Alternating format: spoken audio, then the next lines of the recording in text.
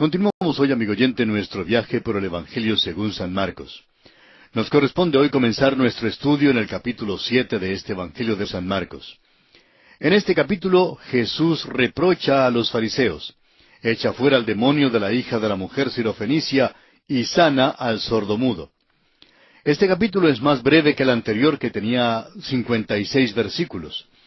El capítulo 7 tiene 37 versículos, y se nota una vez más que es un capítulo que desarrolla el tema principal de Marcos, que es mostrar que el Señor Jesús es el siervo de Dios que hace la voluntad de Dios. Jesús es un hombre de acción y hace las cosas que llamarían la atención al ciudadano romano de aquel tiempo y a cualquier persona cuyo anhelo es cumplir con el trabajo. Esta es la cosa maravillosa en cuanto a Jesucristo como Salvador. Él puede salvar, es capaz de hacerlo y es el único que puede salvar. El período entre el Antiguo y el Nuevo Testamento es un período en que ocurrieron muchos cambios de gran importancia. Fue uno de los períodos más llenos de acontecimientos en la historia de la nación de Israel.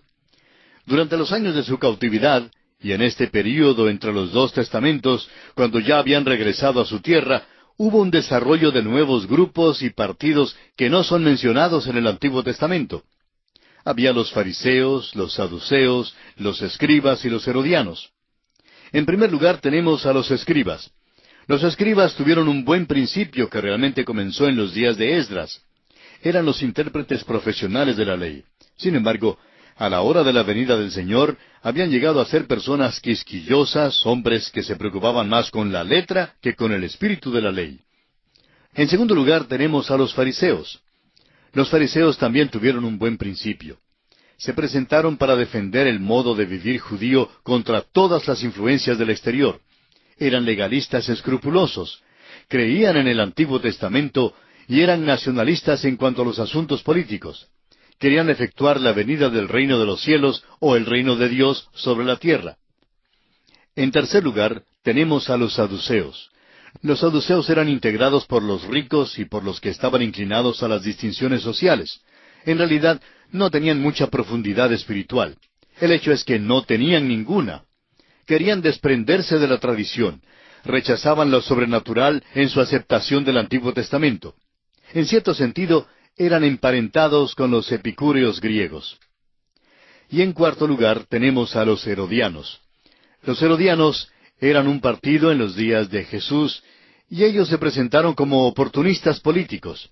Eran estrictamente los que trataban de mantener en el trono a los Herodes. Y vamos entonces a considerar el primer aspecto en este capítulo 7 del Evangelio según San Marcos. Leamos el primer versículo. Se juntaron a Jesús los fariseos y algunos de los escribas que habían venido de Jerusalén. Note usted que nuestro Señor ha causado tan buena impresión entre los fariseos y los escribas que estos hombres vienen de Jerusalén y llegan al lugar donde está Jesús predicando en Galilea. La buena impresión que causó Jesús también les llevará a través del río Jordán a la región de Decápolis, es decir, una región de 10 ciudades. Veremos eso dentro de un momento. Leamos ahora los versículos 2 hasta el 4 de Marcos capítulo 6. Los cuales, viendo a algunos de los discípulos de Jesús comer pan con manos inmundas, esto es, no lavadas, los condenaban. Porque los fariseos y todos los judíos, aferrándose a la tradición de los ancianos, si muchas veces no se lavan las manos, no comen. Y volviendo de la plaza, si no se lavan, no comen. Y otras muchas cosas hay que tomaron para guardar, como los lavamientos de los vasos de beber, y de los jarros, y de los utensilios de metal, y de los lechos. Vamos a detenernos aquí un momento para considerar esto porque es muy interesante. Hay una crisis que se presenta en cuanto a la persona de Cristo. Cuando estudiábamos el capítulo 6, en el versículo 30, leímos que los apóstoles se habían juntado con Jesús y que le habían contado todas las cosas que habían hecho. Jesús los había enviado y ellos volvieron y le contaron todo. Ahora los escribas y los fariseos llegan y se juntan a él, y es seguro que aquí habrá una confrontación entre el Señor Jesús y sus seguidores y los fariseos y los seguidores de ellos. Hay dos grupos alrededor de Jesús. Un grupo está integrado por sus amigos, sus seguidores que le aman. El segundo grupo incluye a sus enemigos, los que buscan su destrucción. Y siempre ha sido así. Hay dos grupos. Hay aquellos que confían en Él y hay aquellos que le rechazan. ¿En cuál de los dos grupos se encuentra usted, amigo oyente? Esta es la pregunta de mayor importancia. La pregunta no es si usted es miembro de alguna iglesia, ni si ha guardado algunas ceremonias. ¿Cuál es su relación con Jesucristo? Esa es la pregunta más importante. Esa es la pregunta clave. Ahora, estos hombres evidentemente constituían una delegación especial enviada desde Jerusalén. Han sido enviados a Galilea para espiar a Jesús. Eran los antagonistas intelectuales que habían sido enviados para atrapar a Jesús. Y créanos, amigo oyente, que la manera en la cual nuestro Señor se defendió es para mí otra evidencia de su deidad. En el Evangelio según San Juan, capítulo 7, versículo 46, se nos dice, «Jamás hombre alguno ha hablado como este hombre». Este fue el testimonio de sus enemigos. Claro que no les era difícil hallar algún supuesto defecto en Jesús, porque el Señor Jesús pasó completamente por alto sus tradiciones. Veamos en qué consistían estas tradiciones. No criticaron simplemente a los discípulos aquí por causa de alguna pequeña violación de la etiqueta. Lo que les molestó de veras fue el hecho de que el Señor Jesús no hizo hincapié en que se guardaran las tradiciones, lo que según su interpretación del Antiguo Testamento era lo de mayor importancia. El incidente que se menciona aquí estaba relacionado más bien con un lavamiento ritual y no tenía nada que ver con medidas sanitarias. Marcos explica a beneficio de los lectores romanos que esta costumbre de lavamiento ceremonial era peculiar a la nación de Israel, y así lo era. Dios les había dado muchísimas instrucciones en cuanto al lavamiento, las que encontramos en el Antiguo Testamento y en el libro de Levítico. Es verdad que esto era de muchísima importancia, porque Dios estaba enseñándoles una gran lección mediante estos lavamientos. Pero los fariseos habían fundado una gran tradición que se creía ser una interpretación de la ley mosaica, y algunos hasta sostenían que Moisés les había dado las tradiciones cuando les dio la ley. Estas tradiciones llegaron a constituirse en su interpretación de la ley, y con el tiempo hubo una vasta divergencia entre las tradiciones y el propósito original de la ley. En el pasaje aquí, algo de esta tradición se da en detalle. Ellos debían lavar ceremoniosamente los vasos, los jarros, los utensilios de metal y los lechos. Todo esto era una cosa pesada y onerosa, y era un acto enteramente externo. La palabra en griego que se traduce aquí como lavamiento es la misma que en otros pasajes se traduce como bautismo. Es decir, que ellos bautizaban las tazas, los jarros, los utensilios de metal y los lechos. Ahora, esta es una religión extrema, amigo oyente, y es fácil ver cómo uno podría involucrarse tanto en cumplir algún ritual de la religión que podría olvidarse del propósito mismo de todos estos ritos. Es necesario que una persona esté bien con Dios antes de poder haber una relación establecida entre Dios y aquella persona. Y hallamos lo mismo hoy en día. Tantas personas se ponen a discutir los puntos de sus religiones cuando en realidad es la persona de Jesucristo quien debe ser el centro mismo de nuestra preocupación. Sigamos ahora con el versículo 5 de este capítulo 7 de Marcos. Le preguntaron pues los fariseos y los escribas, ¿por qué tus discípulos no andan conforme a la tradición de los ancianos, sino que comen pan con manos inmundas? Por supuesto, esta acusación que fue lanzada contra los discípulos realmente fue una acusación contra él personalmente, porque estos eran sus seguidores. Ahora, note usted cómo nuestro Señor los trata y veamos que no lo hace de una manera de las más tiernas. Leamos el versículo 6 del capítulo 7 de Marcos. Respondiendo él les dijo, «Hipócritas, bien profetizó de vosotros Isaías, como está escrito, este pueblo de labios me honra, mas su corazón está lejos de mí». Amigo oyente, esta no es la forma más benigna de hablar a alguien. Un hipócrita es alguien que simplemente representa un papel. Esta palabra era usada entre los actores de teatro que desempeñaban un papel. En este caso, los hipócritas eran los que cumplían un ritual religioso sin sentir realidad alguna. Los labios y el corazón podrían haber pertenecido a dos personas distintas. No sentían más que lo que puede sentir un muñequito de madera sentado sobre las rodillas de un ventrílocuo. Amigo oyente, hay muchos hoy en día que simplemente cumplen un ritual en la iglesia, pero el corazón tiene que involucrarse si es algo genuino. El apóstol Pablo en su carta a los Romanos capítulo 10 versículos 9 y 10 nos dice que si confesares con tu boca que Jesús es el Señor, y creyeres en tu corazón que Dios le levantó de los muertos, serás salvo.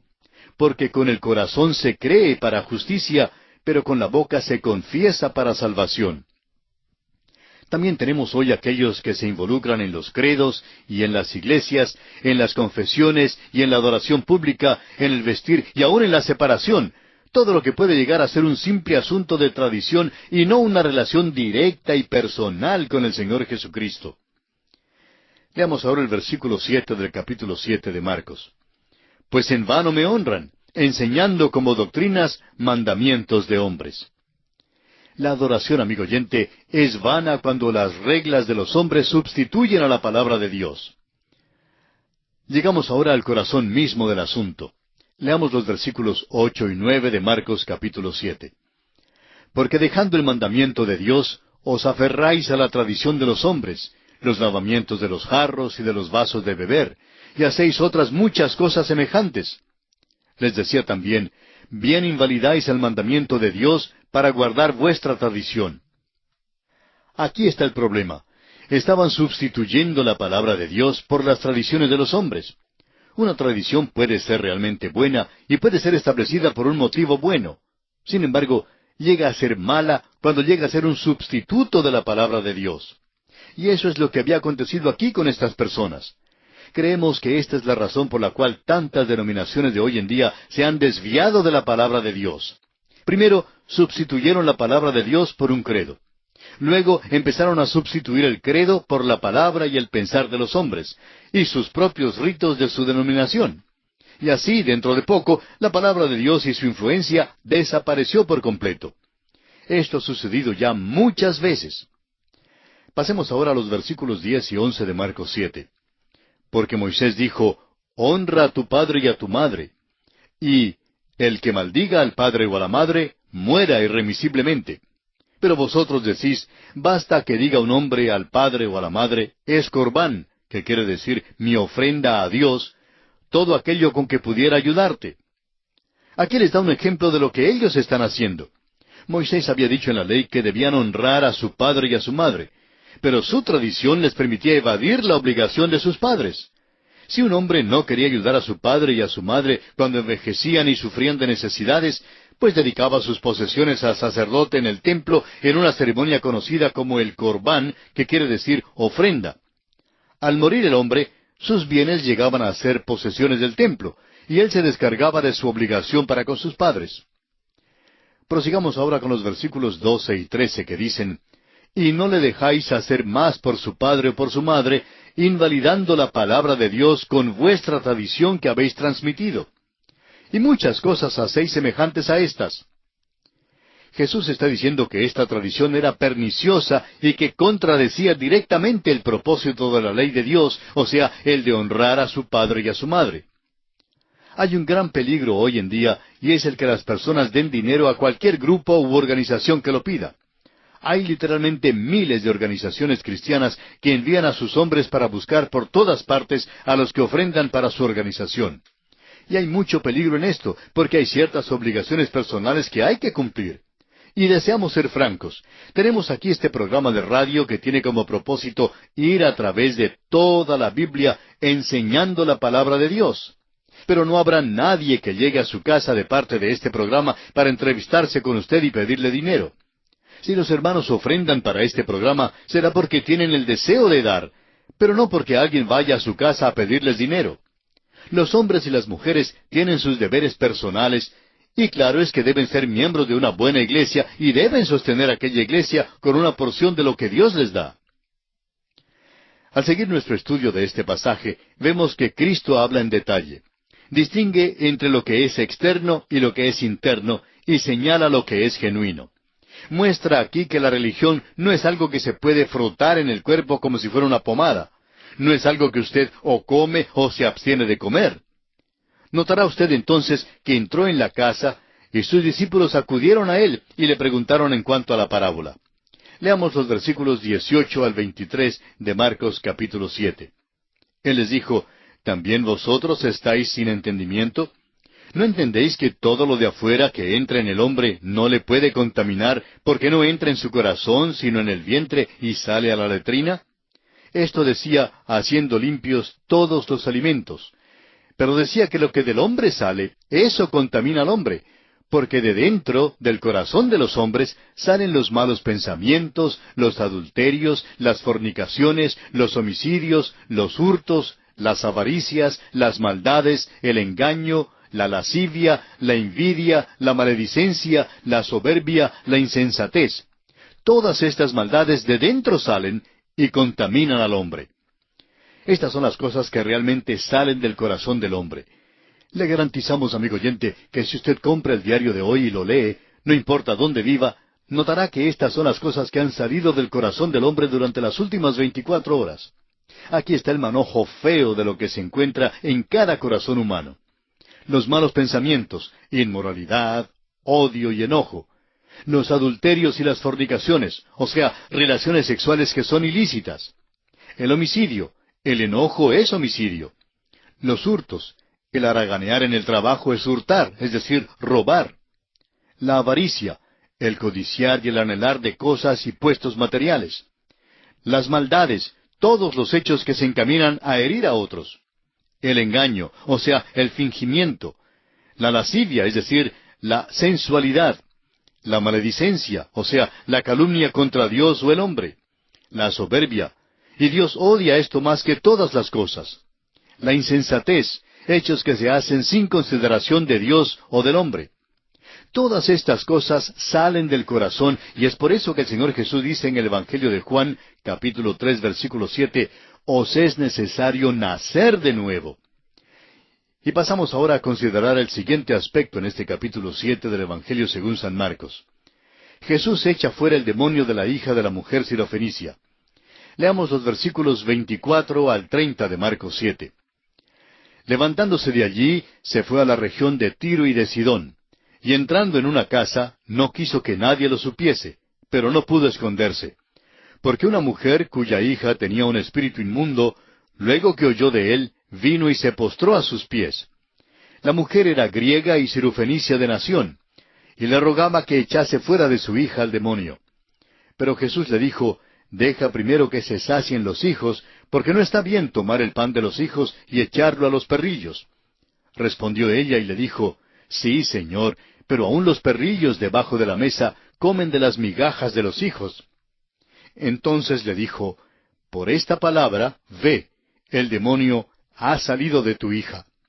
Y cuando llegó ella a su casa, halló que el demonio había salido y a la hija acostada en la cama. Ya hemos estudiado este incidente, amigo oyente. Usted recordará que nuestro Señor salió de su propia tierra y se encontró con esta mujer, la cual era griega y ciudadana de Tiro. Vino a Jesús por fe. Y la palabra hija aquí es la forma diminutiva que significa que era una muchachita. Al principio, la manera de tratarla de nuestro Señor puede parecer brutal, pero usted recordará que cuando estudiamos este incidente en el Evangelio según San Mateo, indicamos la interpretación según las dispensaciones, la cual es realmente la revelación de una gran verdad. Y creemos que hay otra cosa grande que es revelada, y es la exactitud de los 4 evangelios. Esta mujer es un ejemplo sobresaliente de fe en una persona que vive fuera de la tierra del Señor Jesucristo. Y nuestro Señor contesta su petición. Uno se pregunta si Jesús no vino a aquella región con el fin específico de contestar la fe de esta mujer. Y pasamos ahora al último aspecto en consideración en este capítulo 7. Jesús sana al sordomudo. Leamos el versículo 31 de este capítulo 7 de Marcos. Volviendo a salir de la región de Tiro, vino por Sidón al mar de Galilea, pasando por la región de Decápolis. Jesús sale de Tiro y Sidón y pasa por la región de Decápolis en su camino al mar de Galilea. Decápolis es traducida 10 ciudades. Están en la región cerca del mar de Galilea, y la lista de las ciudades incluye las siguientes: Esitópolis, Hipos, Pela, Damasco, Gerasa, Gadara, Rafana, Dión, Canata y Filadelfia. Jesús tuvo un ministerio grande en esta región. Las multitudes entraron en aquellas ciudades. Leamos ahora los versículos 32 al 37 de Marcos capítulo 7. Y le trajeron un sordo y tartamudo, y le rogaron que le pusiera la mano encima. Y tomándole aparte de la gente, metió los dedos en las orejas de él, y escupiendo, tocó su lengua. y levantando los ojos al cielo, gimió y le dijo, Efata, es decir, sea abierto. Al momento fueron abiertos sus oídos, y se desató la ligadura de su lengua, y hablaba bien. Y les mandó que no lo dijesen a nadie, pero cuanto más les mandaba, tanto más y más lo divulgaban. Y en gran manera se maravillaban, diciendo, bien lo ha hecho todo. Hace a los sordos oír y a los mudos hablar. Permítanos decir, amigo oyente, que todas las cosas que Jesús hizo fueron hechas como auxilios a la fe.